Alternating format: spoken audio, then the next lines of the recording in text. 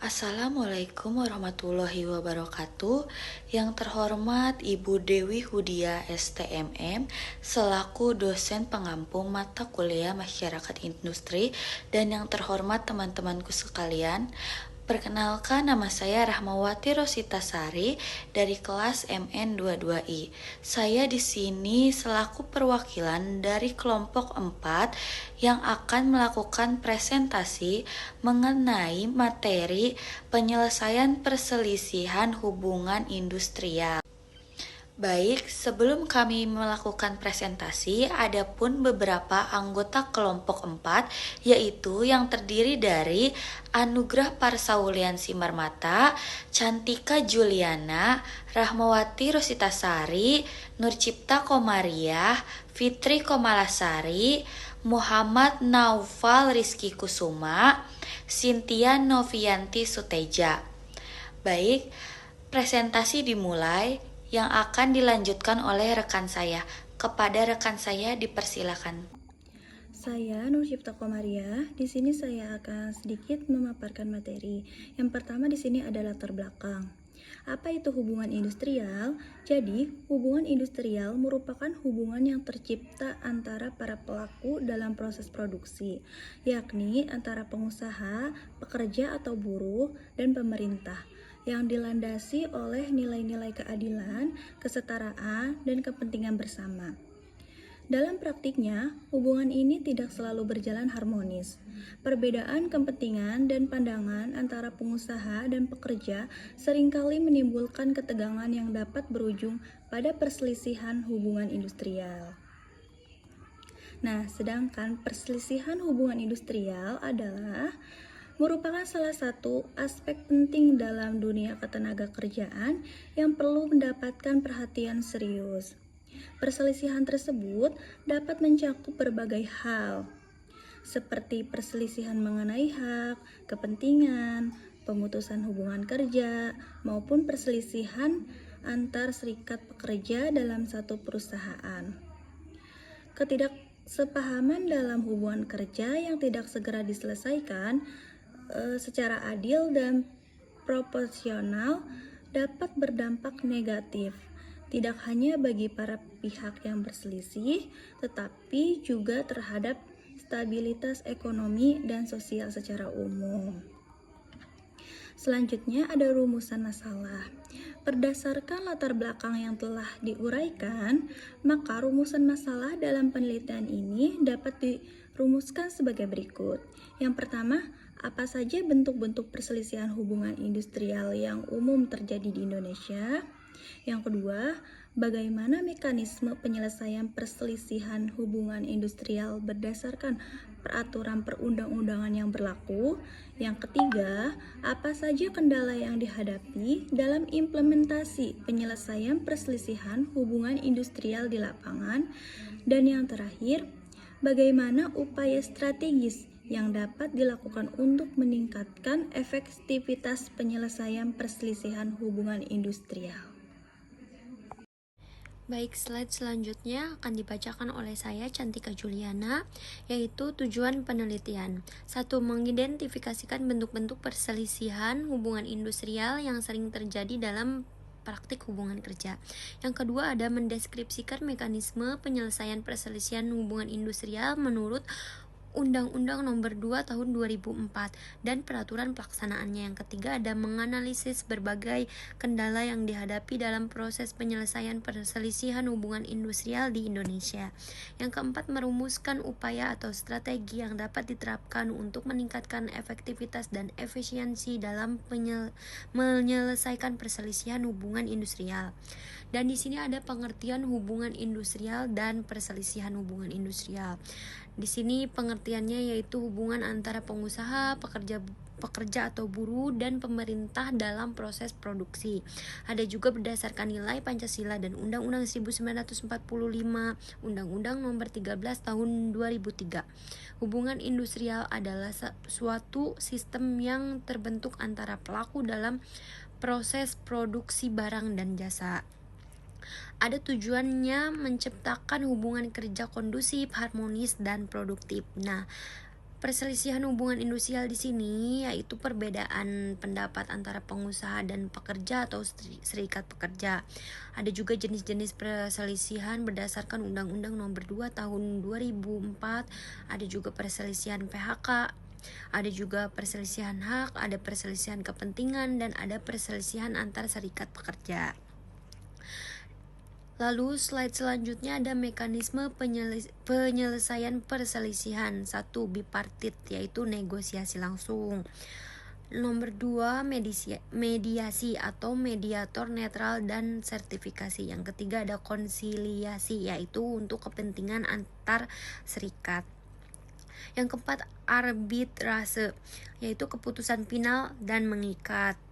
Dan yang kelima ada PHI, Pengadilan Hubungan Industrial. Nah, di sini ada kendala penyelesaiannya, yaitu kurangnya pemahaman hukum atau keterbatasan mediator, konsilitor atau arbiternya. Yang kendala penyelesaian lainnya, lamanya proses persidangan, ketidakpatuhan terhadap hasil keputusan, dan independensi pihak ketiga kadang dipertanyakan. Baik, saya akan menjelaskan materi upaya peningkatan efektivitas. Nah, di sini yang pertama ada pelatihan sertifikasi mediator atau arbiter, yaitu meningkatkan kompetensi dalam menangani perselisihan secara profesional. Yang kedua ada sosialisasi regulasi ketenagakerjaan, yaitu meningkatkan pemahaman pihak terkait terhadap aturan ketenagakerjaan. Yang ketiga ada penguatan lembaga bipartit dan tripartit, yaitu mengoptimalkan peran forum dialog antara pekerja, pengusaha, dan pemerintah. Yang keempat ada digitalisasi administrasi. Selanjutnya di sini yang kelima ada transparansi dan akuntabilitas proses kepenyelesaian.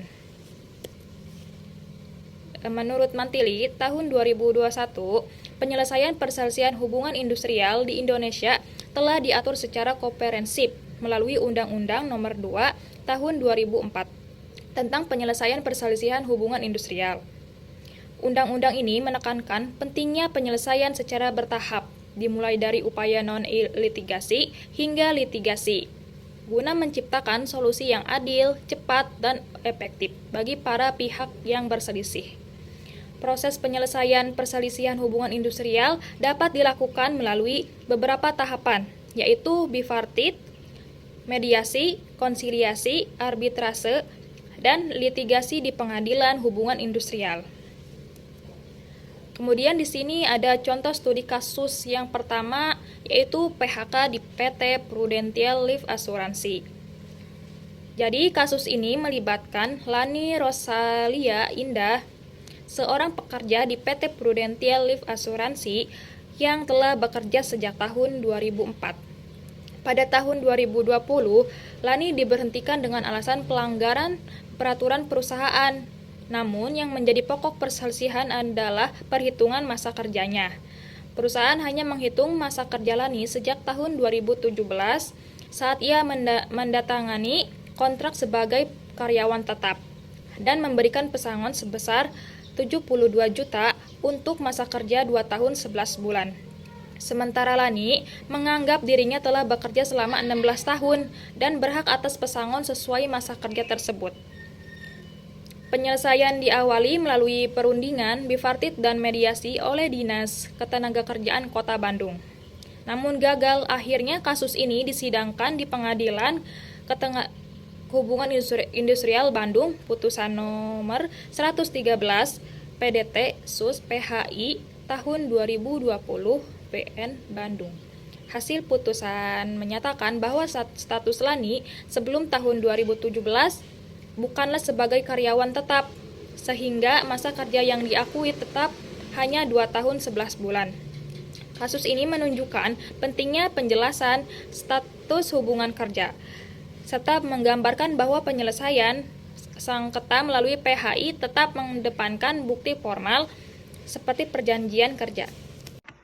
Baik, yang selanjutnya yaitu ada pembelajaran yang dari kasus pertama. Yang pertama yaitu pentingnya kejelasan status hubungan kerja sejak awal. Dan yang kedua yaitu bukti formal seperti dokumen kontrak atau surat pengangkatan. Sangat menentukan dalam proses litigasi di PHI. Dan yang ketiga yaitu proses litigasi cenderung kaku dan sangat bergantung pada dokumen, bukan pada niat kerja yang sudah berlangsung sejak lama. Dan yang keempat yaitu penyelesaian secara damai atau non-litigasi, tetapi tetap menjadi pilihan yang lebih fleksibel dan efisien bila dilakukan secara optimal. Dan yang selanjutnya yaitu ada studi kasus yang kedua, yang dimana yaitu perselisihan hak normatif di PT Panelindo Makmur Sentosa. PT Panelindo Makmur Sentosa merupakan perusahaan manufaktur panel bangunan yang mengalami perselisihan hubungan industrial terkait pemenuhan hak-hak normatif para pekerjanya, yang dimana permasalahan ini muncul karena adanya keluhan dari pekerja yang merasa bahwa perusahaan tidak memenuhi kewajibannya dalam membayar upah lembur atau tunjangan hari raya, serta hak-hak yang seharusnya diterima sesuai ketentuan yang berlaku.